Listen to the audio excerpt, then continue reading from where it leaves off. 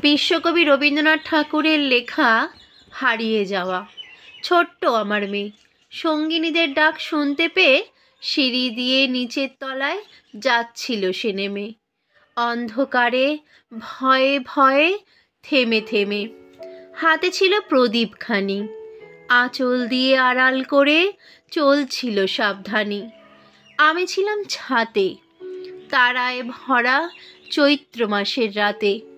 হঠাৎ মেয়ের কান্না শুনে উঠে দেখতে গেলাম ছুটে।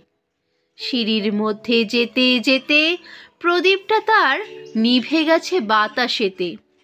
শোধাই তারে, কি হয়েছে বামি?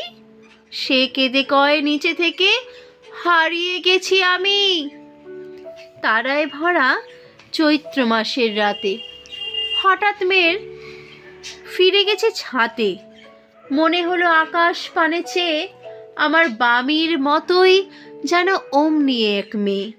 নীলাম্বরের আঁচলখানি ঘিরে দীপ শিখাটি বাঁচিয়ে একা চলছে ধীরে ধীরে।